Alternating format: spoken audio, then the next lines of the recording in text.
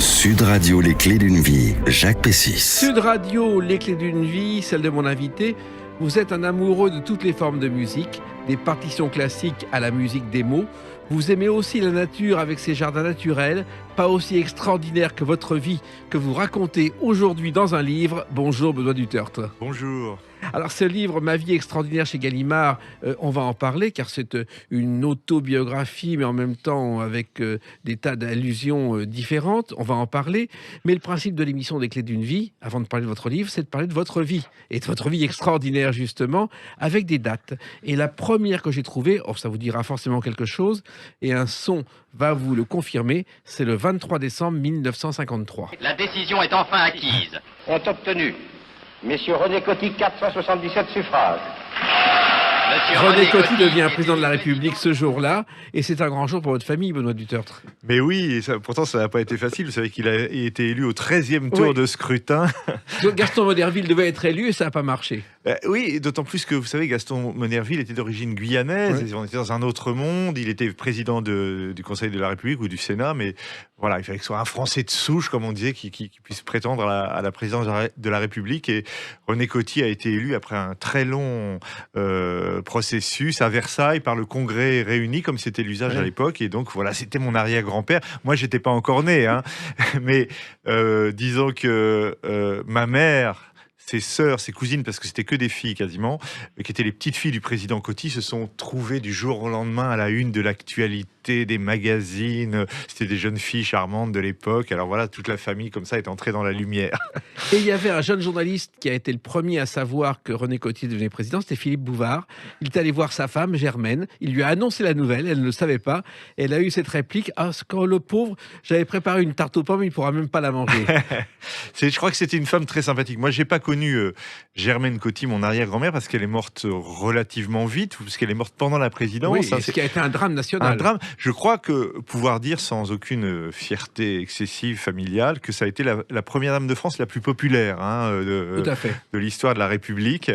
Mais je crois, enfin d'après ma mère, qui adorait sa grand-mère, c'était une femme vraiment, qui pourtant d'ailleurs, contrairement à ce qu'on croit, elle venait plutôt de la haute bourgeoisie. Son père était armateur, etc., mais qui avait un côté très simple, très naturel, qui aimait la vie concrète, qui s'intéressait aux gens, qui voulait marier les gens, leur faire de la bonne cuisine, etc., etc. Alors, vous aviez 2 ans quand René Coty est venu dîner chez vos parents au Havre, je crois.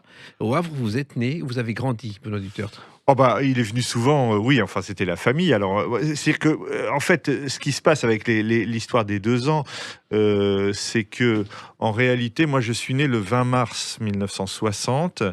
Et René Coty était né le 20 mars 1882.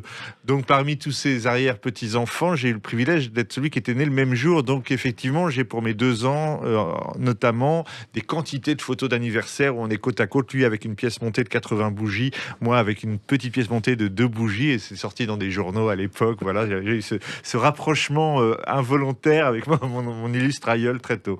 Alors, Le Havre, où vous avez grandi, on ne le sait pas, mais c'est l'une des villes de province les plus représentées au cinéma. Par exemple, C'est Quai vrai. des Brumes a été tourné là-bas, et Le C'est Cerveau de Gérard Houry. C'est vrai, énormément. Sans oublier alors les quantités de films qui, à un moment donné, il y a notamment, oui, des comédies, des polars, des de Funès, tout ça qui se termine sur les quais de la Transat, parce que le Havre de l'époque, c'est encore quand même le Havre des paquebots, de la ligne Paris-New York. Il y a souvent des romans qui, à un moment donné, nous amènent sur ce quai Johannes Couvert, qui était le grand quai d'où on partait vers l'Amérique, évidemment. Et alors, Le Havre, il y a la ville et le port, et c'est François Ier qui est Oui. à l'origine de tout ça. François Ier qui a donné son nom à un collège où vous avez fait vos études. Exactement. Enfin, le lycée Le François lycée, Ier, oui. plus précisément, qui était le grand lycée du Havre, où Jean-Paul Sartre a été professeur d'ailleurs, Oui.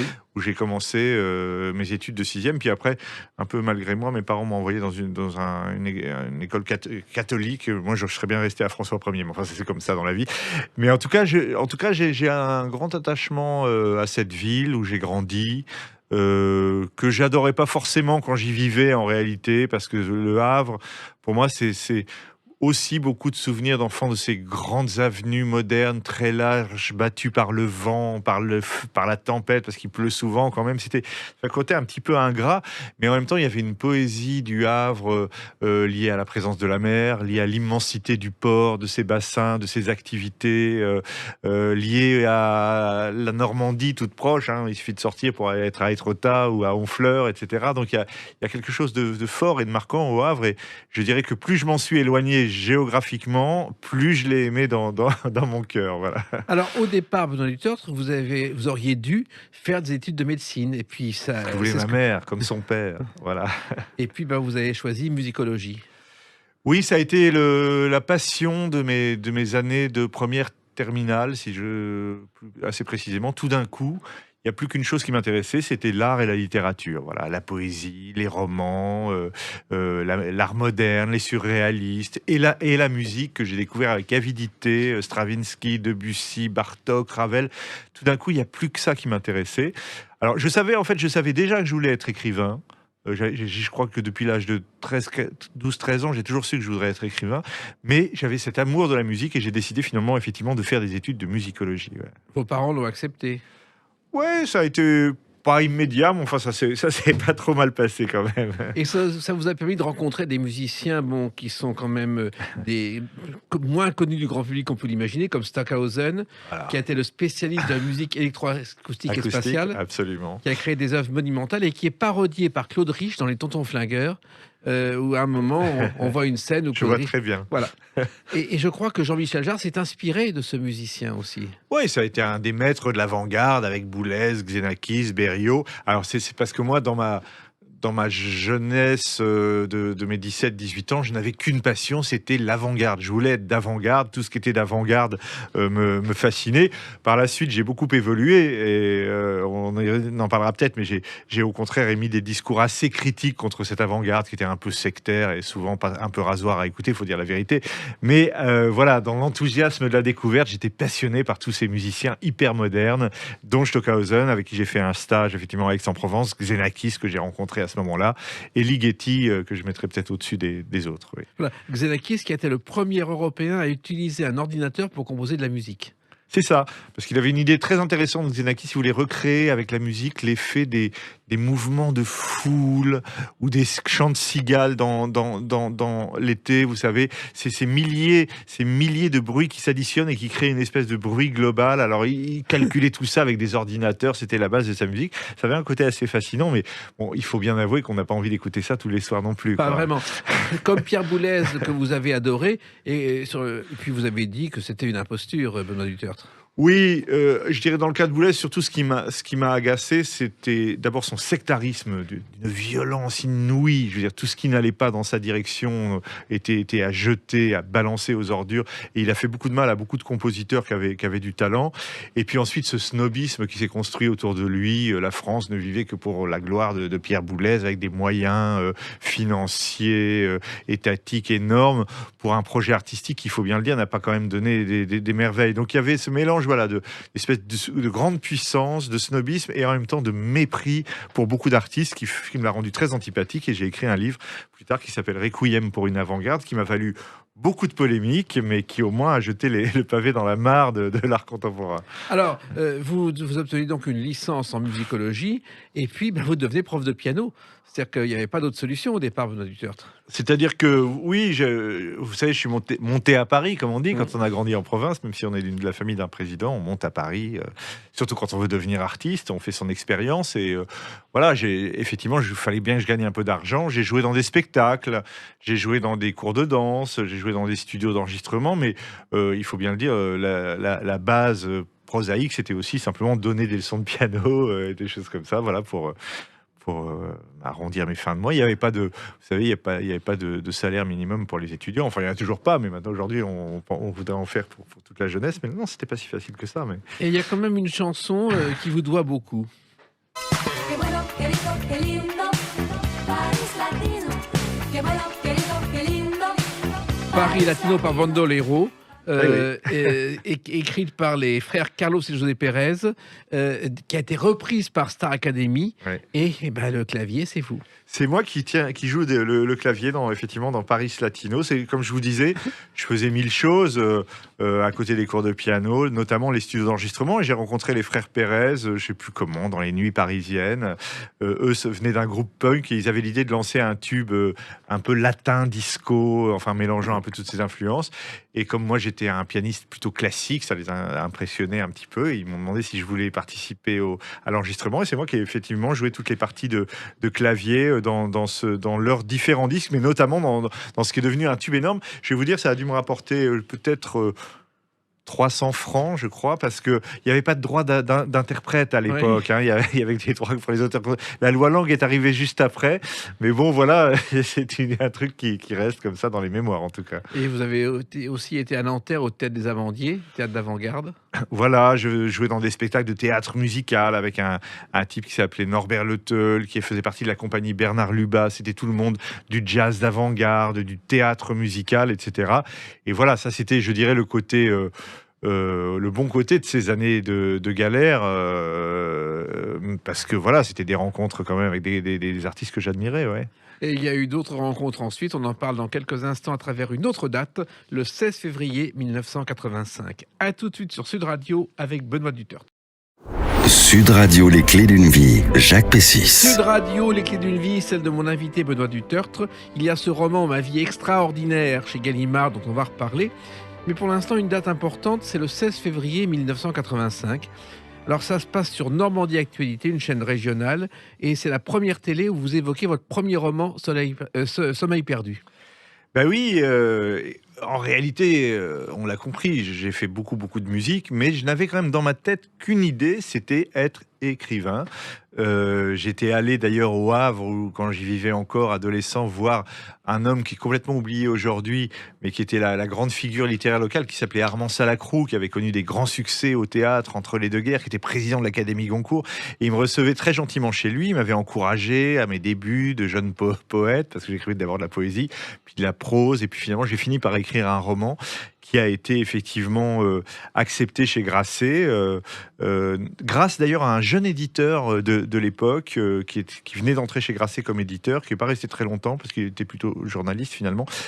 C'était Jérôme Garcin. Ouais, qui a ensuite travaillé et qui travaille au Nouvel Observateur. Voilà, et c'est lui qui a édité mon premier roman chez Grasset en février 1985. Là, j'avais vraiment l'impression que tout était fait. En fait, j'ai compris peu à peu que ça n'était que le début. On va en parler, mais pour revenir à Armand Salacrou, il y a une chose qu'on sait très peu sur lui. Il a commencé dans la publicité, la réclame, chez Marcel Bestel-Blanchet, et c'est lui qui a trouvé le nom de Radio Cité, la première radio privée en 1934. Et Marcel Bestel-Blanchet, quand il lui a suggéré ça, a dit « Ok, c'est comme ça que ça s'appellera. » Magnifique. Voilà. Ah ben, moi, je connaissais un autre, je ne savais pas cette anecdote, mais le slogan, puisque son père avait une pharmacie, ils avaient des traitements contre les poux, et c'était la Marie-Rose, la mort parfumée des poux. C'était joli. Un autre slogan. Alors, ce roman Sommeil perdu, ça correspond aussi aux nuits parisiennes où vous n'avez pas beaucoup dormi, car vous avez profité des nuits parisiennes qui n'existent plus, où dans les années 80, tout était possible. Oui, parce que moi, j'arrivais à Paris, à l'aube des années 80. Peut-être, je l'ai raconté d'ailleurs dans des livres, j'étais un peu influencé, vous savez, par les magazines de l'époque, notamment par Actuel, que je lisais beaucoup, par les nouvelles modes, la New Wave, etc. Et j'avais envie de m'enfoncer dans ces lieux où s'inventaient soi-disant les nouvelles modes, et c'était notamment les bains-douches, le palace, le privilège, etc. Et voilà, j'ai eu une période où je passais effectivement mes nuits dans ces endroits bruyants, arrosés et tout ce qu'on veut. Mais voilà, ça m'excitait, cette impression, là encore, d'être à l'avant-garde de quelque chose, peut-être. Oui, vous avez échappé un soir à une garde à vue, je crois. Oui, parce que je consommais pas mal de choses à ce moment-là. Et j'avais, dans le métro, j'avais planqué dans un recoin de l'ourlet de mon pantalon un petit sachet et puis en même temps, j'étais pas très très doué pour passé pour un innocent, les flics s'en sont aperçus, ils m'ont poursuivi. Et fort heureusement, la chose est tombée avant qu'ils ne me fouillent, donc ils n'ont rien trouvé. Voilà. Et il y a quelqu'un qui aussi a consommé beaucoup de drogue, c'est Jean Cocteau. Et je crois que vous possédez un livre de Jean Cocteau dédicacé à René Coty, Benoît Dutertre. Oui, que ma mère m'a offert après la mort de ma grand-mère, un merveilleux dessin de Cocteau. Là, on voit quand même cet art d'instinct qui est celui de Cocteau. Il part d'un trait comme ça, puis il en fait un dessin en couleur au crayon extraordinaire, qui est effectivement sur un de ses livres de poésie qu'il a envoyé à mon arrière-grand-père, parce que Jean Cocteau, je pense qu'il aimait bien en même temps le pouvoir, et dès que René Coty a été élu, Jean Cocteau a été vers lui d'une façon charmante, lui a écrit, ils se sont beaucoup rencontrés, etc. Donc finalement, il y a toute une correspondance entre les deux hommes comme ça, qui a duré même au-delà du départ de René Coty de l'Élysée. Oui. Oui, j'en reviens à donc ce premier roman Sommeil perdu. C'est pas un grand succès. En revanche, Benoît Dutertre, ça vous ouvre la voie de la presse. Voilà, c'est ça. C'est grâce à ce livre que je suis entré d'abord au monde de la musique, comme critique de disques, ce qui était la chose qui m'ennuyait le plus au monde, parce que s'agissait de comparer les interprétations, et moi ce qui me passionne sont les œuvres, sont pas tellement les interprétations.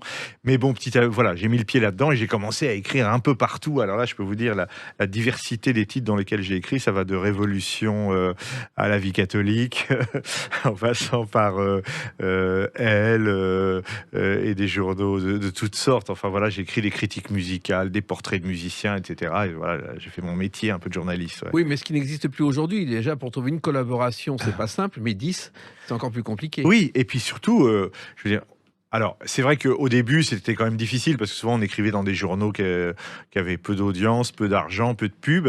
Mais quand on commençait à se faire un nom, on arrivait dans les grands journaux. Et là, à l'époque, il y avait vraiment de l'argent dans la presse. Là, les gens ont complètement oublié ça. Mais moi, notamment, dans la presse musicale, entre 1985 et 1995, c'est-à-dire l'essor du CD, il y a une espèce d'âge d'or. Il y avait vraiment pas des valises, mais enfin des quantités d'argent qui étaient injectées tous les mois, qui permettaient de faire des numéros spéciaux, de faire des voyages, etc. C'est quelque chose qui a complètement disparu. On est autant des intellectuels précaires, vous savez, des journalistes qui sont payés rien du tout avec le développement d'Internet. Mais là, c'était vraiment le grand luxe que j'ai eu la chance de connaître à la fin. Et encore, quand j'en ai parlé avec Pierre Bouvard, je crois que le grand luxe, c'était bien avant, à la grande époque de France Soir, etc. Oui. Alors là, c'était encore autre chose. Mais... Philippe Bouvard était le spécialiste du genre, avec les notes de frais voilà, trafiquées, et il ne s'en est jamais caché. Il y a quelqu'un qui a beaucoup compté aussi pour vous, Benoît Dutertre, c'est Samuel Beckett. Oui, c'était mon idole littéraire, enfin plus qu'une idole, c'était l'écrivain que j'admirais le plus. Et je lui ai écrit pour lui envoyer mes textes. Il m'a répondu très gentiment. Il m'a poussé vers une revue qui était la revue des éditions de Minuit, où j'ai publié mon premier texte avant même le roman dont vous avez parlé.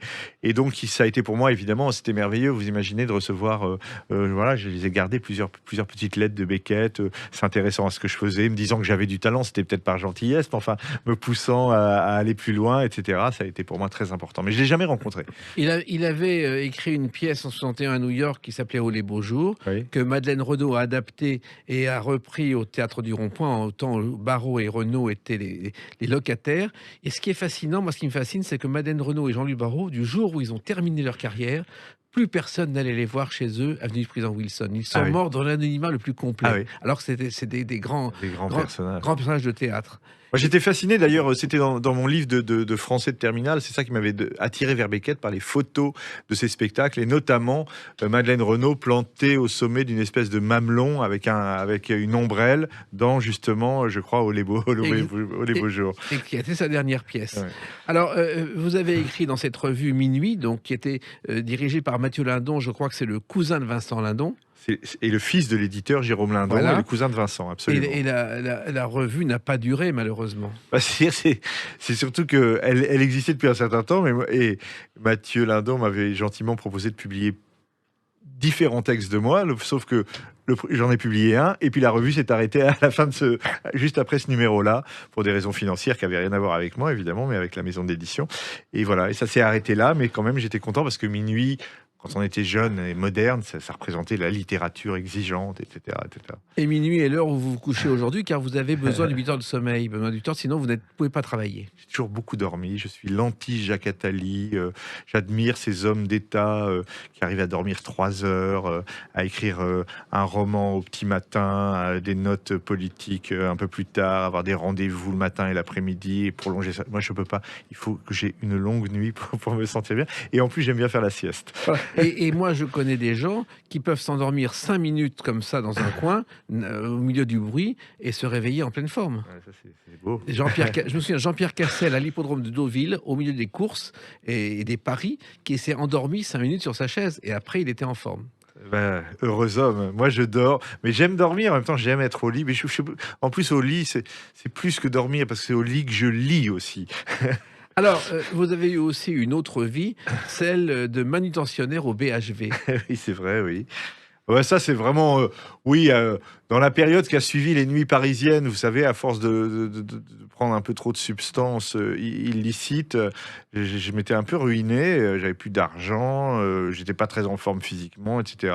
Et ça a été un peu une espèce de chute. J'ai quitté Montparnasse où j'étais heureux pour une chambre sordide à Pigalle.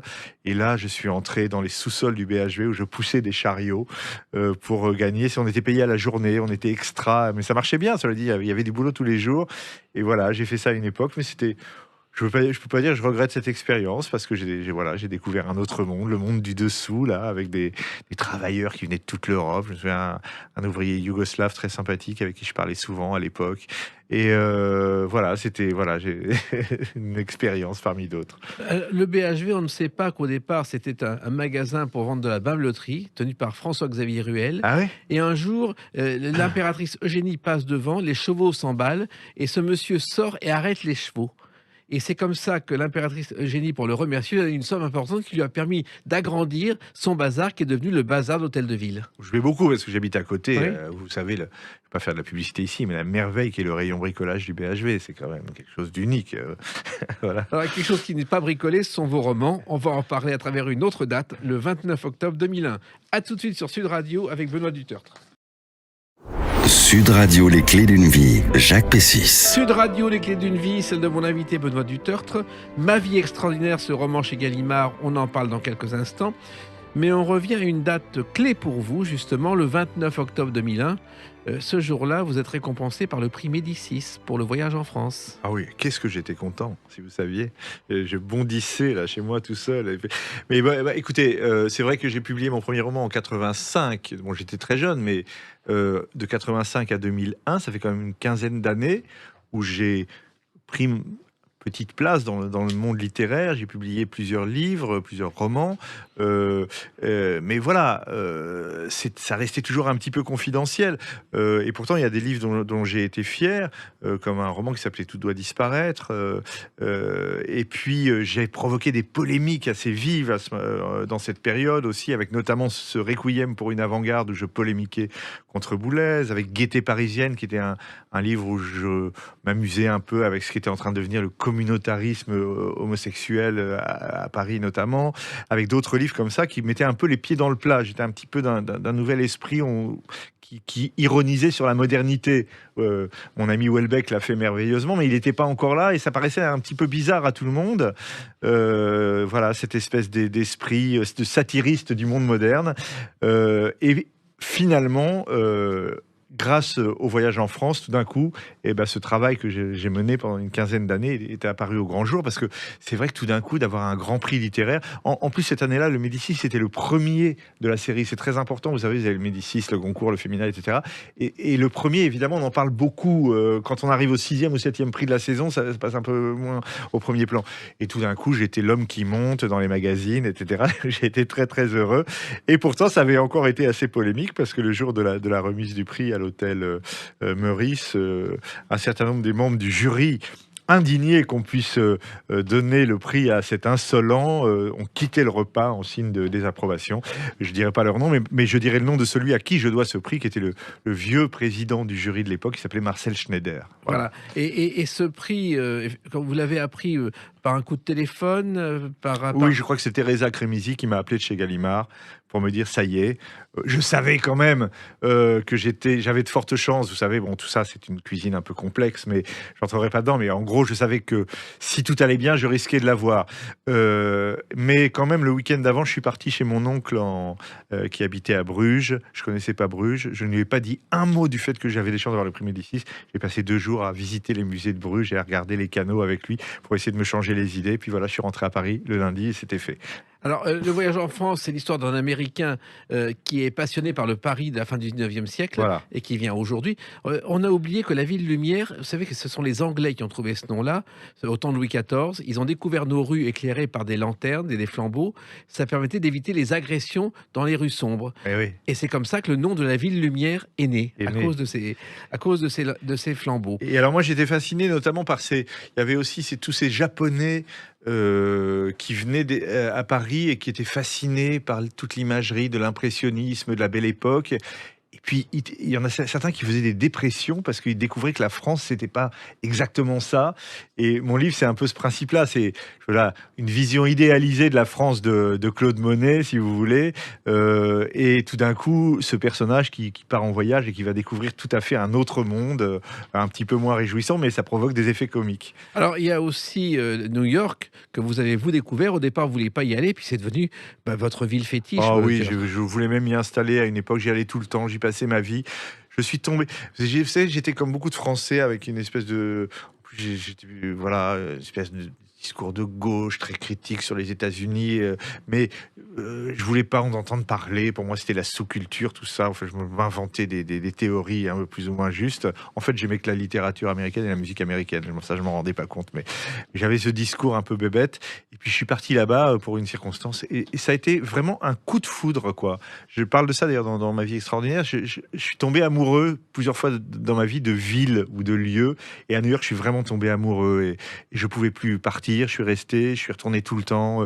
J'aimais l'architecture, le foisonnement, l'esprit, les odeurs, les couleurs, etc. Je me suis jamais lassé de déambuler dans New York. Oui, et en même temps, vous ne parlez pas très bien l'anglais. Non, parce que c'était mon côté un peu snob, sans doute. Je voyais que des Américains qui parlaient parfaitement le français, ou des Français émigrés, etc. Mais je faisais pas beaucoup d'efforts pour parler anglais. Mais j'aimais bien. Je suis un grand combattant aujourd'hui de la francophonie. À l'époque, à ma façon, j'aimais bien m'imaginer qu'on pouvait encore vivre à New York en parlant français, qui est quand même, il faut dire, parce que j'ai bien vu, j'y suis allé beaucoup, qui est quand même une langue très présente à New York, parce qu'il y a tous les Haïtiens qui sont très nombreux, notamment dans les taxis. Il y a les Sénégalais, il y a les Québécois, il y a les Français. Et en fait, on entend très très souvent parler français à New York. Alors, il faut savoir que vous n'êtes pas le seul à pas parler anglais à New York. Moi, je viens de Gottlieb, qui est dessinateur de la rubrique à Oui, Braque, bien sûr, que j'adore. génie du dessin, et qui un jour arrive à New York pour un congrès, et on lui demande de traduire comment va tuyau de poil, fais-toi la matelas. Et ben, il a fait how do you do Glass Fairbank Jr. and Yul Brunner. Et les Américains n'ont rien compris, mais ça l'a fait beaucoup rire. Alors, ce prix Médicis, c'est aussi la conséquence de beaucoup de travail, parce que finalement, au fil de ces années, vous avez compris que écrire, il fallait progresser sans arrêt, Benoît Dutertre. Ben oui, c'est un travail quotidien. Il s'agit de... dans mes années, si j'ose dire, de bohème noctambule, je croyais que écrire, c'était... être saisi par l'inspiration, ce qui supposait de prendre beaucoup de substances, d'attendre le milieu de la nuit et tout d'un coup d'être habité par le génie. Et puis finalement, j'ai compris qu'en fait, pour moi, écrire, c'est au contraire, c'est se lever tôt le matin, être à jeun devant son ordinateur ou sa page blanche, et de savoir surtout d'avoir réfléchi un petit peu à ce qu'on va écrire, parce que ça vient pas comme ça tout seul, mais voilà. En gardant de la fantaisie, car, et on vous l'a reproché, vous aimez Molière, Alphonse Allais et tout cet univers, Benoît Dutertre. Oui, c'est peut-être ce qui m'a, aux yeux de certains milieux intellectuels, un peu desservi aussi, c'est que j'aime l'humour, la légèreté, la comédie et une certaine tradition française dont effectivement, je dirais que Molière en est pour moi le plus grand maître. Et pourtant, je veux dire, d'ailleurs, ça commence. Si on montait aujourd'hui certaines pièces de Molière, comme Les Femmes savantes ou Les Précieuses ridicules, il serait quasiment interdit d'affiche pour sexisme insupportable. Mais il avait ce regard satirique sur son époque. Mais c'est vrai que j'aime aussi Marcel Aimé, dans le même genre, qui a tiré avec tellement d'humour une espèce de chronique décalée de la France, de la guerre notamment, et aussi de l'épuration et de la libération. Et puis, c'est vrai que dans un genre plus loufoque, j'ai toujours eu une grande passion pour Alphonse Allais. Ça doit être une passion normande, parce qu'il venait de Honfleur, moi j'étais du Havre, et Alphonse Allais, dans ses chroniques, raconte souvent la traversée en bateau de Honfleur au Havre et du Havre à Honfleur. Et c'est vrai que c'est un humoriste que j'adore. Oui. Et puis il y a un dessinateur avec qui vous avez créé des liens d'amitié et qui, je crois, a illustré vos livres de poche, c'est Sampé. Alors, qui est un ami très, très proche, Jean-Jacques Sampé. Simplement, vous savez, j'ai expliqué ça parfois parce que, justement, j'avais cette tendance à vouloir faire une satire de notre époque, une espèce de roman comique qui se moquait du monde moderne. Et en fait, j'avais pas tellement de modèles récents. J'ai cité Alphonse Allais ou Molière, mais c'est des modèles lointains. Et dans la littérature française, il n'y avait rien qui ressemblait à ça. Par contre, il y avait un dessinateur de génie que je connaissais depuis que j'étais né quasiment, qui lui avait jeté un œil sur le monde moderne, sur les cités, sur la circulation, sur toutes les folies de notre époque, le tourisme. C'était Sampé. Et pour moi, c'était en ce sens-là un maître littéraire aussi, autant qu'un maître du dessin. C'est quelqu'un dont l'inspiration m'a beaucoup éclairé. Et donc pour moi, c'était un mythe. Et puis quand je me suis retrouvé à dîner avec lui un jour chez des amis, j'avais l'impression de rencontrer Dieu sur terre. Puis on est devenus copains finalement, parce qu'on a été rapprochés notamment par la musique. Je commençais mon émission de radio, il adorait Ray Ventura, moi aussi. Voilà. Justement, Ray Ventura a enregistré une chanson de Paul Misraki qui est devenue un succès international. C'est Tout va très bien, Madame la Marquise. Tout va très bien, Madame la Marquise. Tout va très bien, tout va très bien. Pourtant il faut que l'on vous dise, on déplore un tout petit rien. Paul Misraki m'a raconté l'histoire de cette chanson, je ne sais pas si vous la connaissez, Benoît Duterte. Il est en tournée à Nîmes. Il dîne avec une comtesse qui raconte tous ses malheurs. Et la nuit même, avant de s'endormir, il écrit cette chanson qui va devenir un succès international. Énorme. Et c'est un personnage que j'aurais aimé connaître, Misraki, mais justement, Sampé l'aimait beaucoup et le voyait de temps en temps. De même que Tati, c'était tous ses maîtres. À lui, ce sont toujours d'ailleurs. Mais c'est vrai que c'est curieux parce qu'on dit toujours Ray Ventura et ses collégiens. Et c'est vrai que c'était un orchestre génial, mais derrière, c'est très souvent musique Paul Misraki ou parole Paul Misraki, chant Paul Misraki. Il est toujours là, en fait, largement autant que Ray Ventura. Oui, et ils se sont connus dès leur début au lycée Janson. Oui. Alors, ils étaient dans la même classe en 1929 et ils ont commencé à répéter. Et ils ont créé leur premier orchestre de jazz français un vendredi 13 à la salle Gaveau, parce que le vendredi 13, personne ne voulait la louer, donc ils l'ont eu pour un prix dérisoire. C'est parfait. Alors, le voyage en France donc, a été un déclic pour vous, Benoît Duterte, parce que d'abord, ça s'est vendu à 50 000 exemplaires et ça vous a ouvert la route d'autres pays. Et aujourd'hui, je crois que vous êtes traduit dans une douzaine de langues. Oh, une vingtaine même maintenant. Voilà. Vous voyez, ça a augmenté. Alors, le voyage en France avait été traduit, je pense, dans une dizaine de pays. Mais j'ai surtout, alors quelques années plus tard, effectivement, pas très longtemps après, d'ailleurs, en 2005, je crois, écrit un petit roman, une fantaisie qui s'appelle La petite fille et la cigarette. Tout à fait. Et c'est ce livre-là, alors qui a eu en France un succès gentil, mais enfin pas extraordinaire, mais qui a été traduit absolument dans le monde entier, et notamment aux États-Unis, où il a été plusieurs fois réédité. Et plagié. Et même plagié par Shia LaBeouf, ou LaBeouf, comme on dit, une grande star d'Hollywood, qui s'est lancée dans les livres illustrés et qui a carrément repris tout le texte de mon livre comme si c'était le sien. Il y a eu il y a des tas d'articles là-dessus sur Internet. Mais en tout cas, ce livre-là m'a porté chance. Il m'a ouvert les portes du monde entier. Et je dois dire que c'était d'ailleurs un enseignement pour moi, parce que c'est un livre, là encore, c'est vraiment une satire du monde moderne. Ça se passe dans un pays un peu imaginaire, qui ressemble beaucoup au nôtre, un peu aux États-Unis, voilà, bon, avec une histoire un peu kafkaïenne, et ça a été traduit partout. Et en fait, ce genre de romans où je critique la société contemporaine ont été pas mal traduits, alors qu'en France, souvent, on préfère ceux de mes livres dans lesquels je parle de ma vie, de ma famille, de la plage d'Étretat, etc. Le côté autobiographique. Les Français aiment l'autobiographie d'une certaine façon. La fiction, les étrangers préfèrent, parce qu'ils trouvent justement que les romans français sont quelquefois trop français pensé pour voilà. En tout cas, La petite fille et la cigarette, ça a été vraiment l'ouverture un peu aux quatre coins du monde. C'est même devenu, je crois, un spectacle en République tchèque. Oui, en Roumanie aussi, ça a été adapté sur scène. Il y a une bande dessinée. Enfin, c'est un livre vraiment il a été traduit à nous récemment en arabe. J'avais pas encore le livre en langue arabe. J'étais très content aussi. Et ça a bien marché là-bas par un éditeur tunisien. Vraiment, ce livre m'a porté chance. Et vous voyez, les mystères de la vie, je crois que c'est un livre, je n'exagère pas, j'ai dû l'écrire un mois d'août à Étretat, comme je suis toujours là-bas, à peu près en 15 jours. Voilà. Je me suis dit, tiens, je vais faire 10 chapitres, un chapitre par jour, puis je me reposerai le samedi et le dimanche. J'ai fait ça en 2 semaines, comme ça. Et c'est les moments de miracle qui arrivent comme ça, on ne sait pas pourquoi. Voilà. Et il y a aussi quelqu'un qui écrivait quelquefois des pièces en 3 jours, et il a écrit aussi des opérettes, dont celle-ci, chantée par Yvonne Printemps. Entre tes bras, quand tu me tiens, sais-tu pourquoi je sais. L'amour masqué de Sacha Guitry. Il faut savoir que Albert Wilmette, c'était le copain d'enfance de Sacha Guitry. Et puis un jour, il lui a appris à faire des opérettes et il lui a présenté la jeune Yvonne Printemps.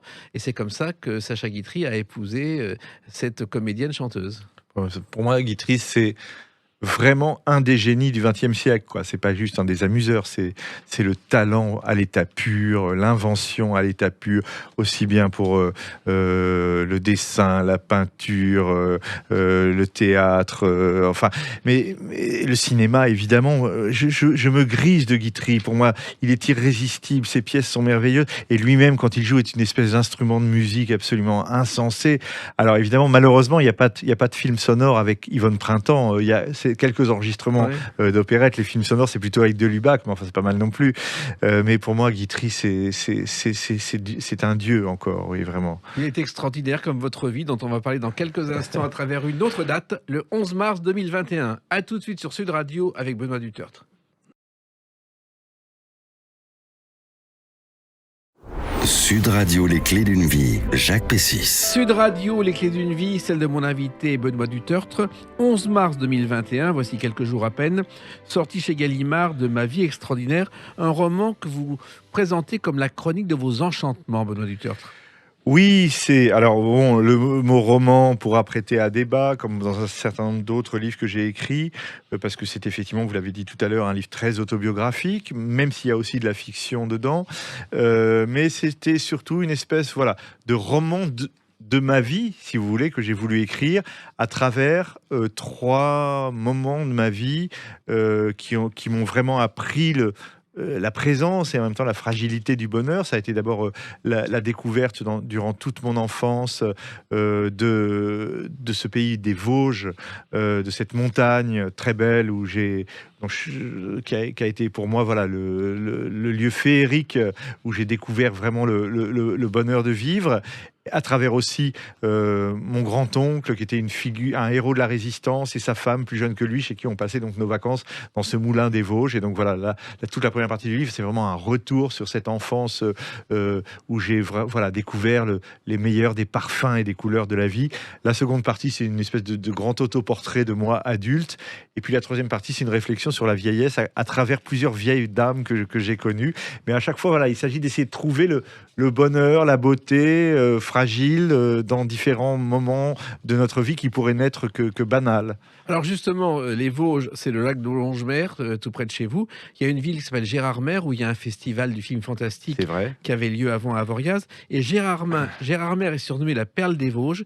Et c'est Abel Hugo, le frère de Victor Hugo, qui a trouvé cette dénomination. C'est vrai, parce que c'est très joliment situé. Malheureusement, la ville a été pas mal détruite à la Seconde Guerre mondiale, mais en fait, ça a été une des premières stations de montagne à la mode dès le milieu du 19e siècle, à peu près en même temps que Chamonix et quelques stations des Alpes. Ça s'est développé très tôt, Gérardmer, parce qu'il y avait à la fois le côté petite montagne, présence d'un très joli lac, il y a des stations thermales aux alentours, et donc voilà, c'est devenu un endroit très touristique au milieu des forêts, comme une espèce d'écrin, ce lac lac, mais le lac de Longemer, qui lui est vraiment au pied du haut massif des Vosges, est simplement splendide. Alors lui. Oui, mais on dit aussi parfois que les Vosges, c'est très triste, surtout en hiver. Ouais. Moi, je me souviens d'un voyage à Saint-Dié où c'était le couvre-feu à 20h30 un samedi soir. Ah mais Saint-Dié, c'est pas franchement l'endroit le plus folichon de Je vous confirme. de la Terre, même si on aime beaucoup le festival de géographie qui a lieu là-bas tous les ans avec son salon du livre. Non, mais moi j'habite vraiment dans la montagne vosgienne, et la montagne vosgienne, c'est un enchantement il y a tout un chapitre là-dessus par trois côtés. D'abord, c'est la présence de l'eau partout, de l'eau qui coule, des torrents, des rivières, ça ruisselle d'une façon merveilleuse. Il y a cette forêt immense avec ces grands arbres qui sont comme des piliers de cathédrale, avec ce silence, avec ces bruits d'oiseaux dans la canopée, avec ces fourrés pleins de biches, de cerfs et de chevreuils.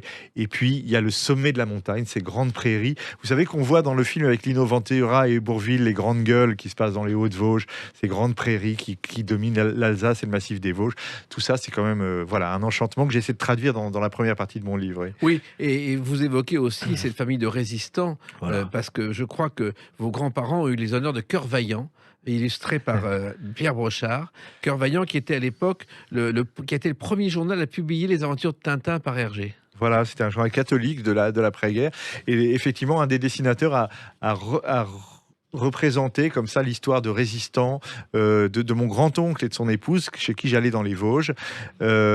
Parce que c'était vraiment deux amoureux qui s'étaient connus, en plus, elle le cachant de la Gestapo, etc. Donc ça avait un côté très romanesque, et nous on a vraiment grandi auprès de ces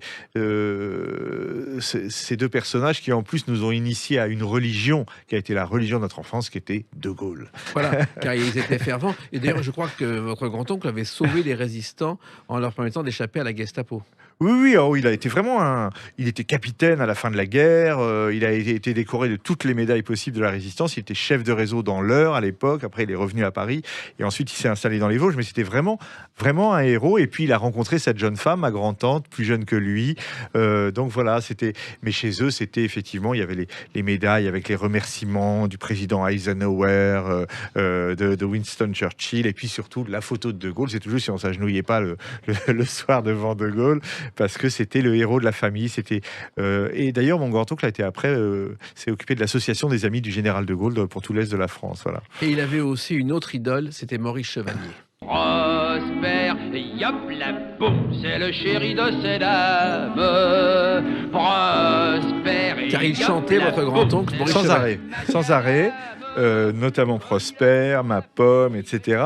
Parce que en fait, il était d'origine vosgienne, c'est pour ça il s'était réinstallé dans les Vosges et qu'on y a passé notre enfance. Mais il était monté à Paris après la Première Guerre mondiale, où il s'était engagé, et il avait fait ses études de dentiste à Paris, dans le quartier Montmartre, où il habitait près du cimetière Saint-Vincent. Et c'était les années folles. Et lui, sa culture, c'était Mistinguett et Maurice Chevalier. Il avait grandi avec ça. On n'imagine pas les idoles que c'était pour cette génération. Ah bah c'était un couple mythique qui avait débuté aux Folies Bergères et qui sont restés 10 ans. Et quand on voit les films de l'époque, Maurice Chevalier, il fait du moonwalk avec Mistinguett, bien avant Michael Jackson. Exactement.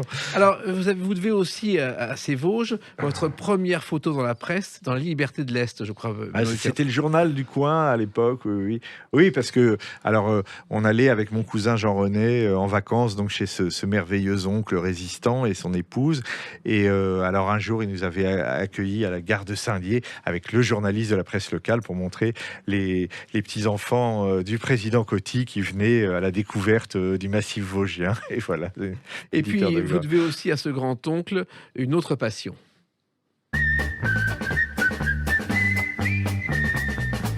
Le gendarme de Saint-Tropez, et surtout le gendarme et les gendarmettes, qui est un de vos films cultes, je crois.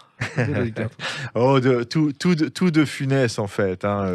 Pour moi, c'est là aussi, ça frise le génie. Mais c'est vrai que c'est toujours plaisant de dire qu'on aime le gendarme. C'est avec Michel Houellebecq qu'on parle souvent du gendarme et les gendarmettes. Parce que vous lui avez montré ce film. Non, c'est plutôt lui qui me l'a montré parce que c'était vraiment le pire de la série d'une certaine façon. Mais Michel a poussé la provocation jusqu'à dire que c'était son préféré. C'est son côté justement, voilà.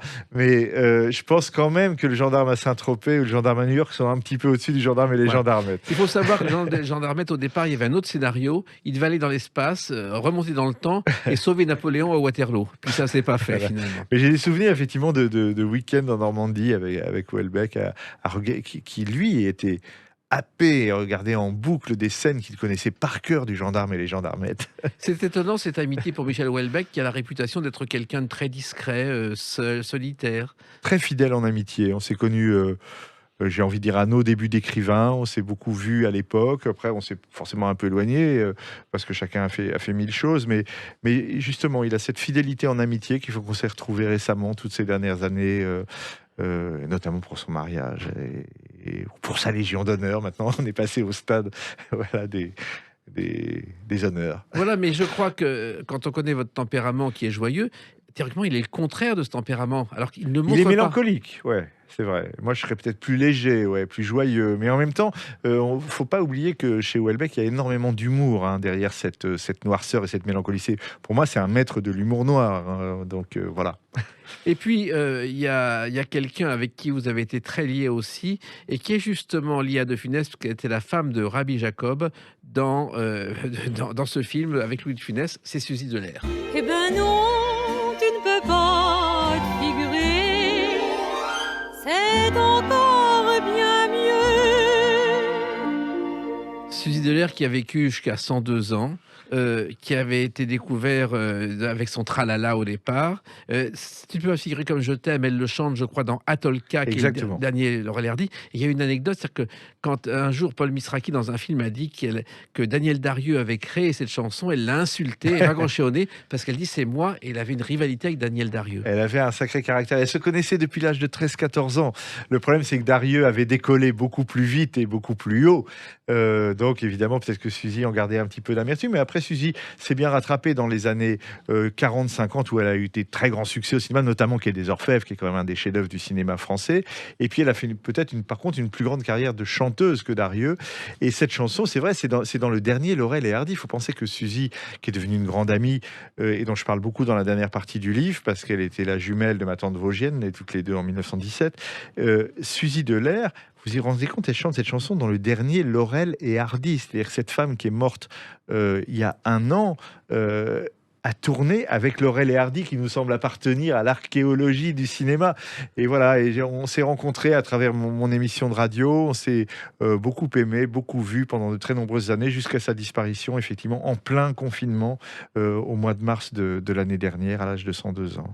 Dans votre livre « Ma vie extraordinaire », vous, auditeurs, vous parlez aussi de clés. C'est pas celle de votre vie, c'est celle que vous perdez depuis 40 ans.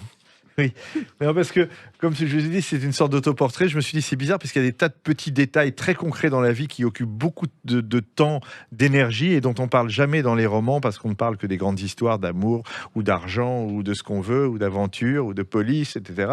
Mais moi, c'est pour ça que j'ai fait tout un chapitre, je crois, assez drôle, où j'explique que la principale activité de ma vie, entre 20 ans et 40 ans, ça a été la recherche de mes clés et la recherche de mes lunettes, les unes toujours égarées sur une table, sous un journal, etc. Enfin, une espèce de cauchemar de perte d'objets.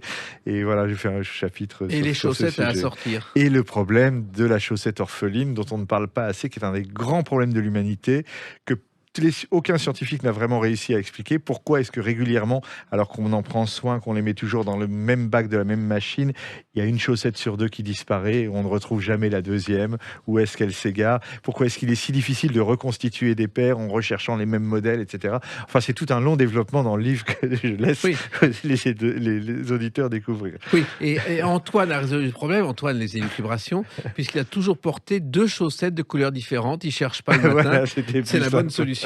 Et vous évoquez aussi votre bureau, car curieusement, vous êtes quelqu'un de très rangé. Vous avez besoin d'ordre parfait, Benoît Dutertre. J'ai toujours besoin d'un bureau, surtout. Voilà, c'est ça. Que ce soit dans une chambre d'hôtel, chez des amis, à la campagne, dans une petite maison, dans un château. dès que j'arrive, je commence par m'installer un bureau, c'est-à-dire une table, un coin, avec quelque chose à regarder, si possible, une fenêtre, un bout de paysage, pas forcément extraordinaire, mais quand même un petit bout de quelque chose, ou de ville. Et j'ai ce besoin, voilà, de ce lieu qui va devenir un peu le lieu de ma méditation et de mon travail. Avec une phobie dont on parle peu aussi, c'est l'incendie. Oui, ah bah là, enfin moins maintenant parce qu'Internet a un peu réglé le problème. Ça, c'était surtout le temps où mes manuscrits étaient des tapuscrits sur papier et où j'en avais qu'un seul exemplaire. Et alors là, mon Dieu, il fallait le planquer dans des endroits où il risquait pas de prendre feu. Oui. Et comme vous êtes quand même un garçon organisé, vous avez déjà choisi les œuvres qui seront dans un recueil numérique après votre mort, dans très Voilà. longtemps. C'est un peu de l'auto-ironie. J'espère que les critiques et les lecteurs ne prendront pas ça trop au sérieux, mais à un moment donné, je soulève dans ce livre qui est un autoportrait la question de la postérité, parce Bien que sûr. tous les artistes se la posent, la question. Et je me dis, tiens, si je devais retenir quelques-unes de mes œuvres, quelques-uns de ces nombreux livres que j'ai écrits, ce seraient lesquels, etc. Donc je m'amuse à faire le programme de mes œuvres choisies, tel qu'il pourra être édité dans quelques décennies. Voilà. Oui, le plus tard possible. En attendant, il y a cette vie extraordinaire, Ma vie extraordinaire chez Gallimard, qui est un livre joyeux et passionnant. Merci de l'avoir écrit, Benoît Duterte, et continuez comme ça. Merci beaucoup, Jacques Pessis, de m'avoir reçu. Avec joie, les clés d'une vie, c'est terminé pour aujourd'hui. On se retrouve bientôt. Restez fidèles à l'écoute de Sud Radio.